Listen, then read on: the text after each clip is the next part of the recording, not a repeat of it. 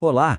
Hoje a gente vai falar sobre um comportamento no mundo dos investimentos que é, bem, no mínimo curioso e que vai totalmente contra a lógica. É um padrão que custa caro para muita gente, mas que, acredite, é incrivelmente comum. Vamos entender juntos por que isso acontece. Pois é, a pergunta central é essa. Parece que não faz sentido nenhum, né? Afinal, a estratégia de sucesso é justamente o oposto. Mas o interessante é que esse comportamento não tem a ver com falta de inteligência, não. Tem tudo a ver com o jeito que a mente humana funciona, principalmente sob pressão. Para entender isso, a gente precisa embarcar no que podemos chamar de montanha-russa emocional dos mercados. É bem por aí. É nesse ponto que a lógica financeira, a dos números, bate de frente com a psicologia humana. E para desvendar este paradoxo, o primeiro passo é compreender as forças quase invisíveis que guiam as nossas decisões quando o dinheiro está em jogo. E olha, é bom deixar claro que isso não acontece só com iniciantes, viu? De jeito nenhum. Até quem já tem anos e anos de experiência pode cair nessa armadilha. Porque na hora em que as emoções assumem o controle, a estratégia racional, aquela pensada com calma, muitas vezes acaba sendo deixada de lado. Ok, então vamos a fundo nisso. As respostas para esse quebra-cabeça não estão nos livros de finanças, sabe? Elas estão dentro da nossa própria mente. Existem alguns gatilhos psicológicos muito poderosos que nos empurram para tomar a decisão errada, justamente na pior hora possível. O primeiro desses gatilhos é a chamada mentalidade de rebanho. É simples, nós somos seres sociais. Então, quando a gente vê todo mundo correndo para comprar um ativo que não para de subir, bate aquele medo de ficar de fora, sabe? O famoso FOMO. E na queda, a lógica é a mesma.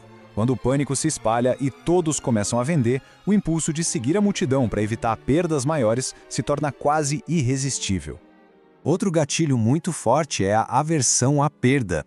Estudos mostram que o impacto emocional de perder dinheiro é sentido de forma quase 2 vezes mais intensa do que o prazer de ganhar a mesma quantia.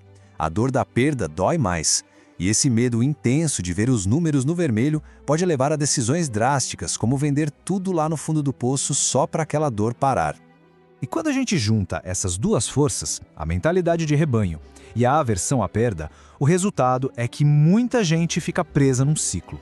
Um padrão de emoções previsível que se repete e, infelizmente, costuma gerar prejuízos.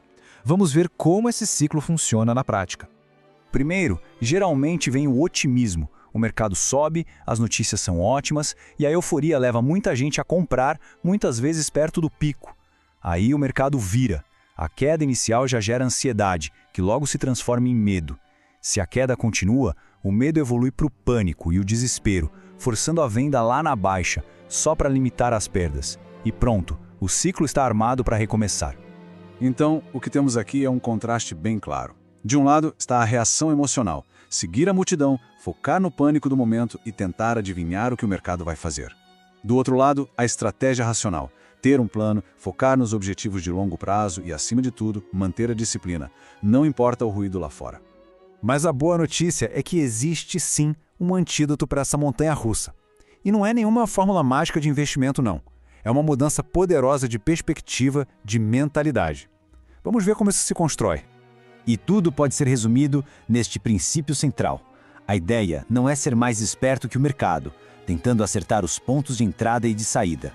A verdadeira geração de valor vem da consistência, de permanecer com os investimentos ao longo do tempo, atravessando os ciclos de alta e também os de baixa.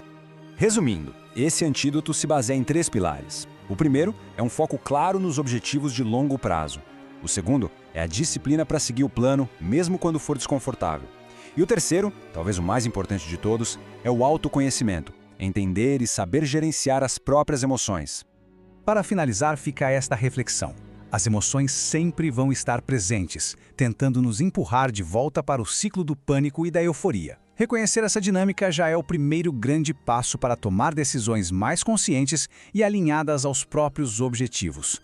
No fim das contas, a pergunta que fica é: qual caminho escolher?